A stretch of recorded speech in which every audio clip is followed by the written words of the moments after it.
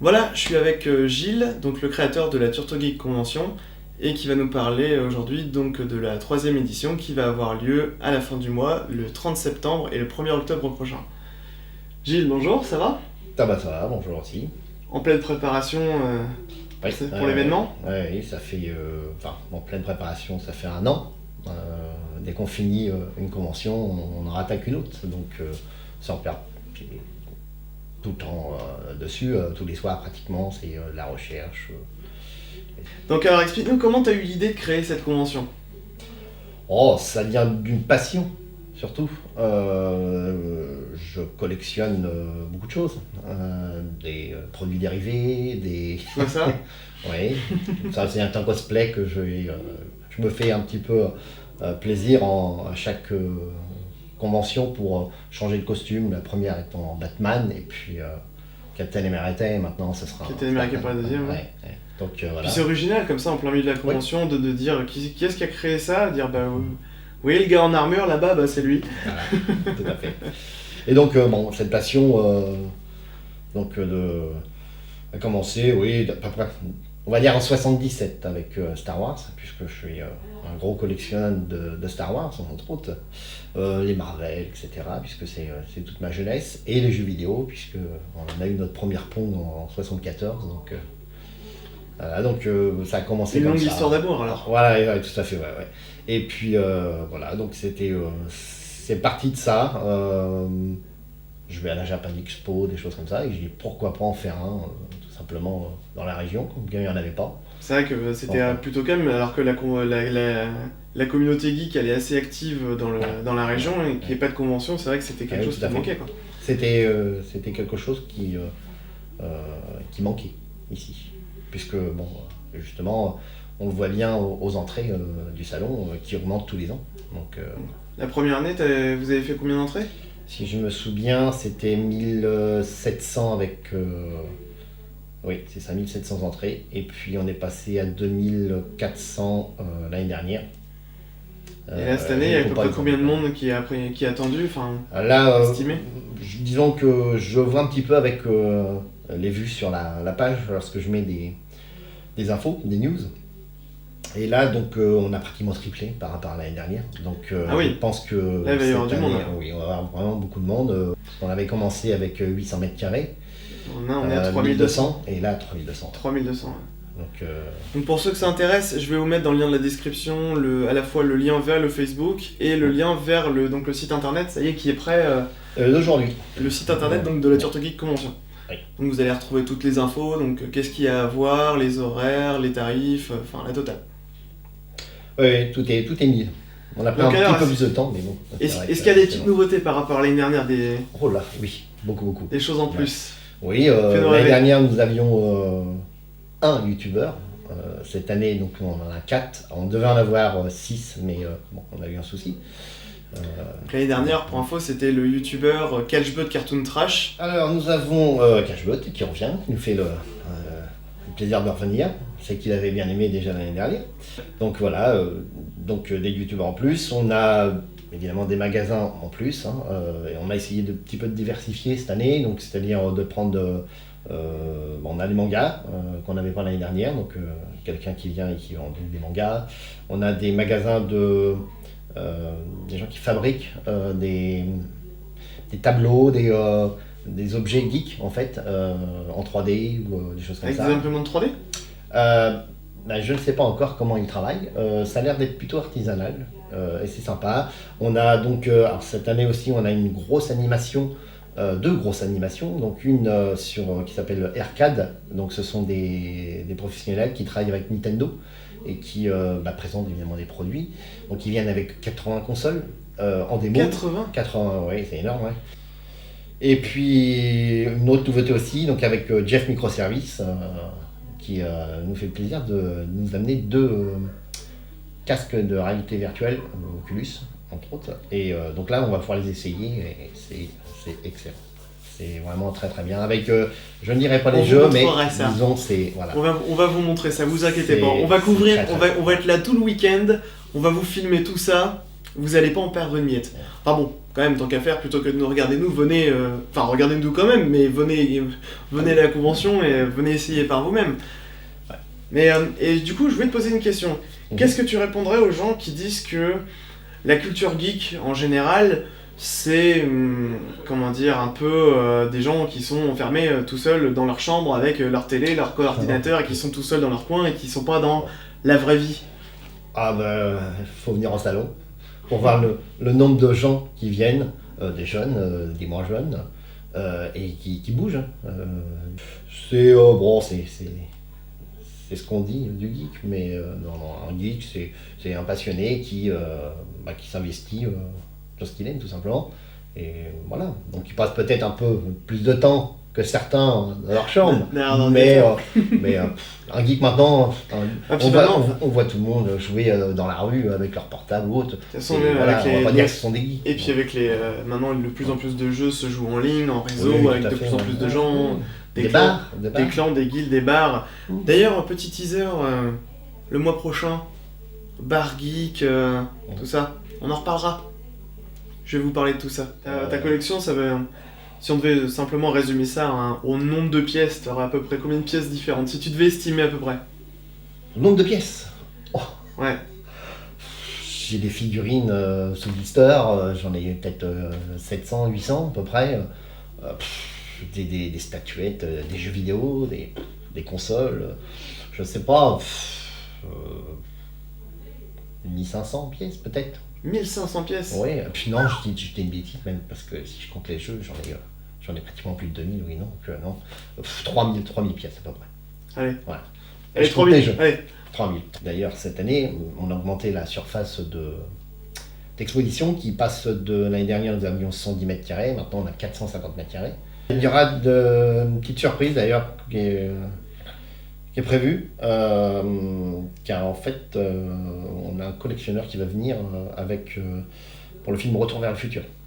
Et donc c'est une petite surprise parce qu'il a créé quelque chose qui est sympa et je n'en dirai pas plus. Vous pouvez venir le voir. Donc voilà, et puis la partie rétro au niveau des consoles, où là on a à peu près 60 consoles, ordinateurs. Qui viennent s'ajouter aux 80 consoles que Nintendo oui, va tout à fait. ramener. Celles-là, ce seront évidemment des consoles qu'on n'utilisera pas. Il y aura une partie aussi qu'on mettra avec Jeff d'ailleurs, des PC en réseau, plus des consoles. Style, on va mettre House of Dead 2, on pourra jouer avec les pistolets. Oh bien. Donc ça c'est sympa, donc un petit truc qui est sympa à jouer.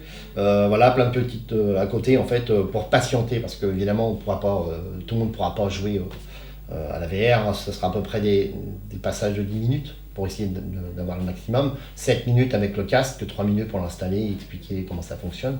Bon, il y en a 2 donc, du coup il y aura 2 personnes. On essaiera d'augmenter un petit peu ça la prochaine fois et puis essayer de faire quelque chose de plus sympa, essayer de faire jouer aussi les youtubeurs. Ah bah. Bien. Donc voilà. Ouais. Est-ce qu'il y a des animations aussi prévues Oui, tout à fait. Donc il y a 2 spectacles. Il y a un spectacle pour les filles, on va dire les petites filles, sur réponse. Donc ça sera le dimanche.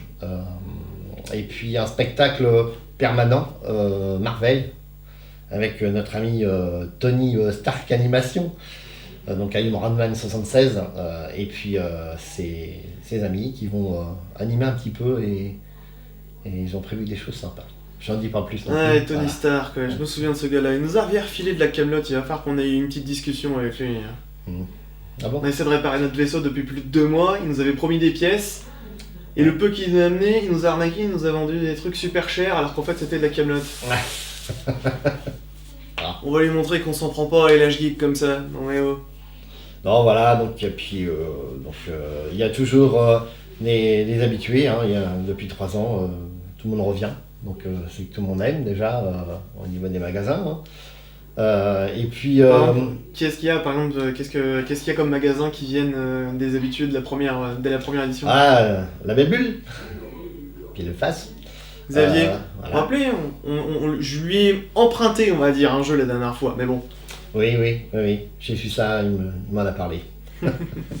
Voilà, donc il y a Newton, on a les Delirium, Qui a prévu une tombola, je crois, non? Oui, tout à fait. Et des tombolages. Plusieurs En fait, tombolas. il y a plusieurs. Il y a pour 1 200 € d'ailleurs de produits, hein, donc, dont un Iron Man qui est superbe, limité à 360 exemplaires, si je me souviens bien. Ouais, je suis allé le voir. Ouais, donc, très très belle pièce. Donc en gros, si ça vous intéresse de participer à la tombola organisée par le magasin BD Lyrium, donc vous avez jusqu'au dimanche 1er octobre, donc pendant la convention, où sera tiré les lots gagnants.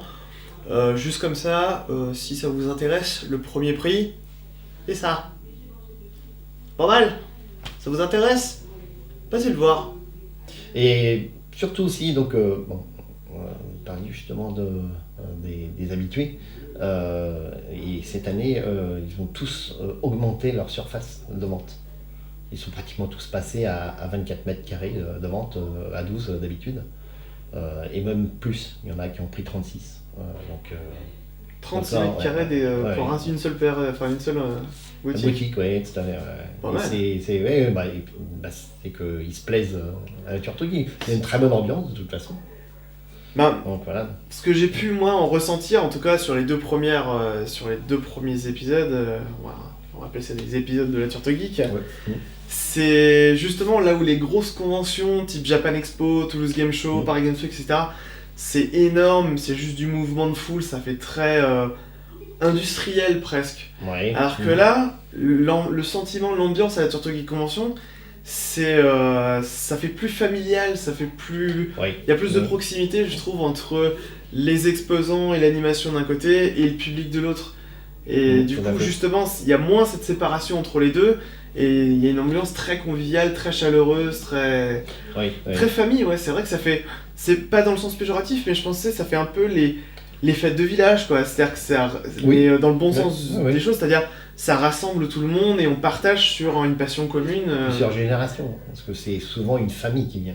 Avec, C'est famille, ouais. avec le père, la mère, les enfants, mais aussi Papa les geek, grands-parents. Papa geek, maman geek, enfin. Ah, Papy tout à geek fait. aussi. Ah, Mamie Papy geek. oui, la toute première fois, là, j'ai une personne âgée, je dirais, hein, qui avait à peu près 77 ans et qui avait vu la première Pong qui était en exposition, et il s'en est rappelé et qu'il l'avait eu, il y jouait à l'époque, donc dans les années 70, parce que la Pong, je crois, qui est sortie en 73. Oui, c'est ça. Chez nous, 74, je crois même. Et donc, il jouait à l'époque, hein, donc c'était une révolution. Hein. Un geek de 77 ans. Et oui. Ça, c'est cool. Tout âge. Ah, J'en ai 47, voilà. j'imagine bien les maisons de retraite du futur où tout le monde est sur sa Wii. Hein. Tout à fait, ça va être sympa, ça, d'ailleurs. Imaginez 80 vieux avec des casques de réalité virtuelle. Ça pourrait être sympa. Ouais, tout à fait. Et donc il y a aussi des assos, il faut aussi le dire. Hein. Ce sont des assos qui prendre des stands aussi ou leur faire de l'animation. Cette année, on a le cercle de Cavure qui était venu l'année dernière, donc c'est des combats sportifs de sabre laser. Donc, et là, cette année, donc, ils ont 100 mètres carrés, donc ils vont pouvoir s'amuser, et vous allez pouvoir d'ailleurs essayer aussi les sabres. On peut essayer les sabres laser. Ouais, tout à fait. Ce cool. sont des sabres fabrication française, il faut le dire. Sabre laser made in France. Ouais.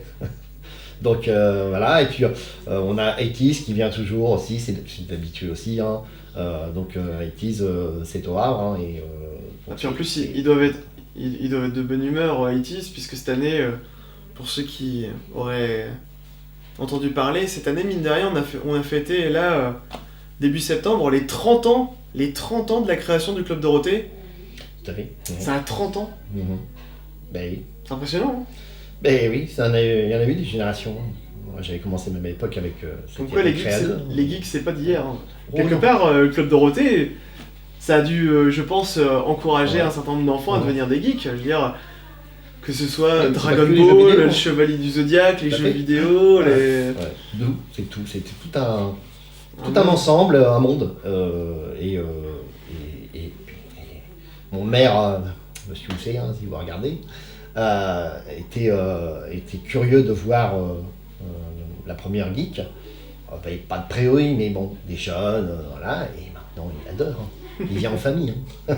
Et il passe 1h30, 2 heures au salon. Et donc là, est-ce que t'es tout seul pour pouvoir faire ça? Ah non, oh là, non. Déjà, je ne suis pas. Enfin, disons que c'est moi qui ai eu l'idée de concevoir ce salon, mais je n'aurais pas réussi à le faire déjà la première tout seul. Il faut savoir qu'on est à peu près environ. La première, on devait être 32 à la première convention, et cette année, on est plus de 47 bénévoles, bien sûr. Et donc, je suis associé à la MAMS, la grenouille qui se trouve à Turtot aussi. Hein. La MAMS, Oui. c'est quoi? Alors, la MAMS, c'est en fait une garderie d'enfants. Et dans le lot, on a des amis comment ça s'appelle, qui y travaillent. Donc, du coup, je leur ai proposé pour améliorer la recette, en fait, bon, pour améliorer la vie des enfants. Ils achètent des jouets, plein de choses en fait. Donc, du coup, ces 4 femmes là donc, nous donnent un coup de main avec leur mari. Donc voilà, et puis eux s'occupent beaucoup de la gestion pendant le salon. Moi je m'occupe un petit peu en amont, et puis on se réunit et on décide tous les deux de l'avancée du salon, en fait, tout simplement. Donc on a eu d'ailleurs une réunion il y a à peu près 15 jours. On en a une là bientôt, la semaine prochaine, pour finaliser le salon, qui a quand même beaucoup évolué cette année quand même. Ah bah, passer de 800 mètres carrés à 3200 en 3 ans, effectivement, oui, c'est ce qu'on appelle de l'évolution fulgurante. Tout à fait, oui.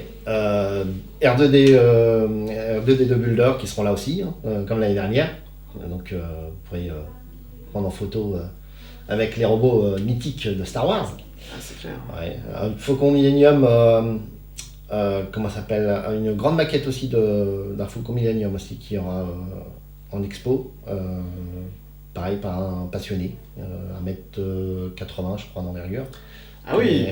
Donc et une maquette de toute beauté, je l'ai vu il y a peu de temps, ça c'est pareil, c'est une nouveauté exclue. Voilà, et puis un X-Wing de nos amis Mage.